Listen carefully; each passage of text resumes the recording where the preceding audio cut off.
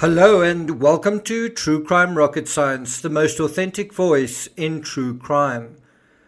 When Suzanne and Barry's daughters were shown the last photo of Suzanne in court, and it depicts her lying on her front on a towel, wearing a bikini and smiling, both their daughters broke down in tears.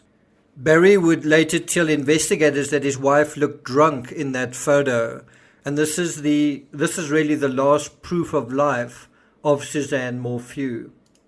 It was taken on May 9th, 2020, a Saturday, the day before Mother's Day, at 2 in the afternoon, and it was sent to her paramour, Jeff Libler, this selfie of herself suntanning on a towel. One of the questions we want to ask is, where was Barry when this selfie was taken? And what happened in the text leading up to this particular selfie? Before we get to that, if you haven't subscribed to the channel, please do. Like, share, leave a comment, and let's get started.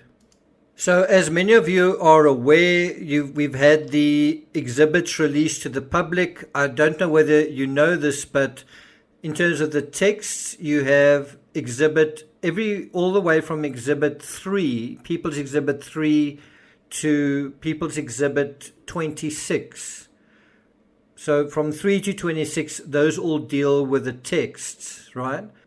Exhibit 26 ends on April 2nd, which is a month and a week, about 5 weeks prior to Suzanne Morphew's death. Then there's Exhibit 56, which I think is from May 6th, somewhere around there, where she says, "I'm done." And so the question is, where are the texts between People's Exhibit 26 and 56?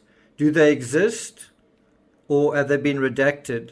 Now, in terms of the question I stated earlier, where was Barry while Suzanne was flirting with Jeff Libler? Where was he? What was he doing? Well, quite interestingly, on page 6 of 624, this is from the defense exhibit, it deals with the metadata of the vehicle, Barry's vehicle, and it shows the parking light activity, when the parking lights were on, when they were off. And this is on May 9th, the day that I believe Suzanne actually was killed. She disappeared the next day, but I think she was actually killed this particular day, the day that she sent that selfie.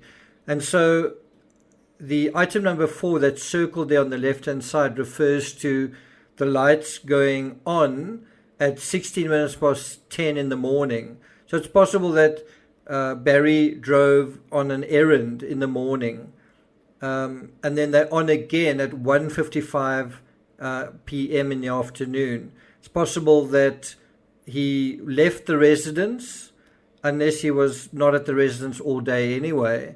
And Morgan Gentile, one of his co-workers, said that he was sort of busy on a job until about 11 when he dismissed her. And so that kind of makes sense that they may have gone to this Riverside area where they were working between 10:16 and 11, somewhere around there. And then he went somewhere else at 1:55 p.m. Did he go home, right? Or did he, was he somewhere else? Then there's another parking lot activity at 2:43 p.m. it going on. And so it's possible that Barry returned home around about 40 minutes after Suzanne sent this text. And then there's kind of a flurry of activity, 4:44 p.m. And then this, as I say, this flurry of activity really that sort of kicks off that night and kind of going into the next morning. It's sort of 3:26 in the morning, 3:33 in the morning, 3:43 in the morning, 3:48 in the morning, and all of that. And so one wonders what is actually the time of death in this situation. And did this last photo play into that? Did text sent on this last day play into that? If we go to an article from Fox 21, Morgan Gentile, this is Barry's co-worker, when they sort of worked on these construction projects, she said that he was acting really weird about the beach area. And she even said, Barry, what's going on? She said that he seemed stressed and that he definitely seemed weird on the Saturday. And then that same day, he told her, I've got to go and make my wife happy. I've got to do some hiking or biking. And then she said she found out later that he was in town the whole day, that he was in town. He wasn't at home when he was supposedly doing something with his wife. He was actually in town. I'm not sure what she means by all day. Does she mean in the afternoon or the morning or the midday? But it certainly adds this level of intrigue. I think Barry did go and buy cleaning products or something at a spa place, something to do with a pool and spa. Wasn't that that Saturday afternoon? And didn't he go and have a meal with Suzanne? Didn't they go and buy pizza or something just before, like around about 4 o'clock? And then after that, he went and bought those cleaning supplies. But according to Morgan Gentile, she said that Barry kept changing his plans in terms of the job in Broomfield, right? She said it was supposed to eventually be taking place at the end of April. Then it was pushed out to the 1st of May, then changed to the weekend of May 10th, right? And so she says that last minute, Barry changed everything, and that he actually called her on Sunday, Mother's Day, saying, well, sounding frantic, and he probably sounded a lot like he sounded to that officer in the body cam. So one's got to wonder, is there a link between the job site in Broomfield and what happened to Suzanne? Were the changes of the timings and rescheduling of this job in Broomfield, did that have any link to the planning or plotting around Suzanne's disappearance and how that was rescheduled?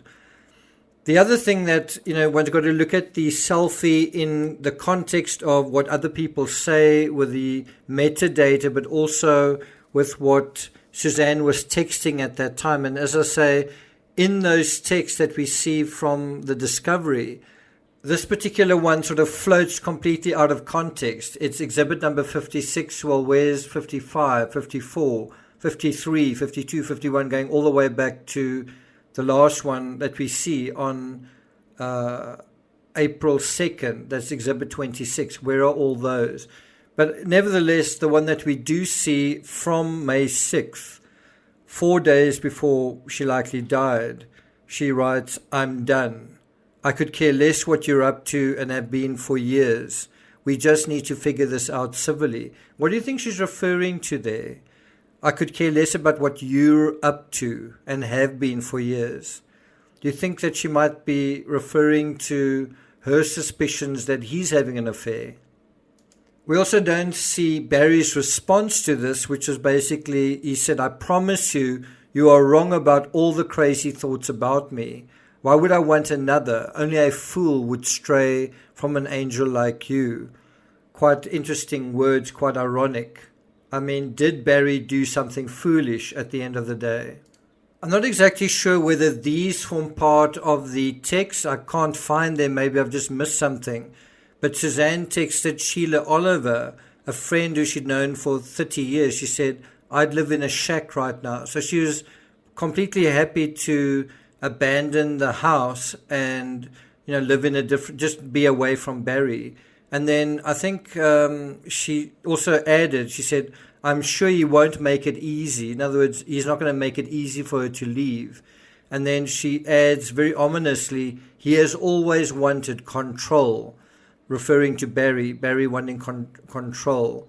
And if she was murdered, if it is a situation similar to the Chris Watts case, is that about control? Is it about controlling the narrative? Is it about kind of damage control as well in terms of other family members? Is it control in terms of wresting control of the much wanted and needed finances? What do you think?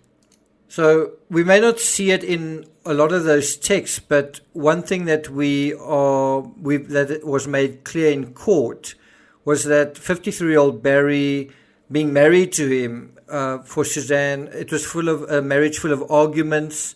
There was distrust, according to the prosecution. There was DV and a lot of religious guilt tripping. Barry did have reason to be suspicious of his wife. She was having an affair with a married father of 6 from Michigan. They had met up 7 times in multiple states. They'd even sent one another nude photos and called one another each other's soulmate. And then it does appear that Barry somehow picked up on this, and then they shifted their communication to LinkedIn. And, it doesn't appear that any of those messages, the LinkedIn messages, are part of the discovery, certainly not at this point. It was actually Suzanne who reached out to Jeff. She sort of, apparently out of the blue, contacted him saying, with the words, "Howdy, stranger." And then they met up in New Orleans, where they just fooled around. I think this was around about 2018. And then the relationship became physical the next year in 2019. And the communications over text increased to the extent that Barry became suspicious, and that is why they moved it to LinkedIn messages. And then in December 2019, 4 or 5 months before she died, Libler told her about Ecuador, that it was a cheap place to live. And then this is where it gets really interesting. They discussed going biking together, and Suzanne kind of admitted at this point, December 2019, that she was in love with him. And she also said that she wanted to marry him but couldn't because of religious reasons. And then on May 8th, again, this is a text that I don't think is part of the discovery. Libler said, "You look good in biking gear, babe. You need to be my wife." So it's kind of a flirtatious message. And then the very next day, May 9th, Suzanne texted him back, "We need to be husband and wife." So now it's kind of gone beyond the point, theoretically, of just an affair, just kind of a fling. Now it is a, serious declarations of intent. And although I think Jeff was kind of being playful, Suzanne responds. But just think about this. It's the morning of May 9th, right? The day before Mother's Day. And she texts Jeff Libler, "We need to be husband and wife," right? And then she sends that selfie a few hours later, as if to get another response from him to keep the conversation going, right? And instead, later that day, Jeff texted her, "My gang is my home." And then there were no text after that. One wonders whether him saying that was kind of a way of saying, kind of walking back what he'd said. But the thing that I think one's got to just consider is, did Barry see those texts? Because bear in mind, the Morphew family shared the iCloud. So the question is, did Barry actually see these texts? And if he did, would that have been quite devastating to him? If he did, is that the reason why Morgan said that he was acting so strangely on Saturday? Is that also what prompted Barry to sort of almost suddenly say he's got to go and make his wife happy, do some hiking or biking? Did Barry kind of have a feeling initially that he needs to do something to get back on the same page with his wife because she's, playing with this idea of marrying this other guy? And then did that lead to other thoughts? Did that lead to something else taking place? And bear in mind, there's this sudden change of plans from Barry, where he dismisses Morgan from the job early, the job they were working on that Saturday at 11 a.m., right? That selfie was sent. Bear in mind, this marriage proposal was going on that morning, May the 9th, and the selfie was sent just about 3 hours later at just past 2 o'clock in the afternoon. And one's got to wonder, there was probably a slow burning effect. Was this actually the trigger? Was this the final straw? Just bear in mind Morgan's words, last minute he changed everything. Why? Why then? Why that day? And I think there's this impression that it has something to do with Mother's Day, but I think the crime actually took place the day before, and the next day just happened to be Mother's Day. So I'm not going to take it further than that. I will be going through the texts, the discovery texts in chronological order. And then also, just to guys let you know, tonight I'll be doing a live stream on Brian Laundrie, on the psychology. There's been one area that I've always been uncomfortable with, and that is this sense of, you see Brian during the Moab incident, and what changed in him, what snapped, what caused him to snap, but more importantly, how did that happen? How was it that emotional snapping? What is the mechanism of that psychologically? And so we're going to do another episode on the psychological life of Brian, but looking specifically at how that mechanism would have taken place in his mind, how and why he would have snapped and gone from being a fiancé to a fiend. So look out for that. It should be around about 12 a.m. Eastern Standard Time, but I'll confirm closer to the time. Thank you for listening, and I'll see you guys next time.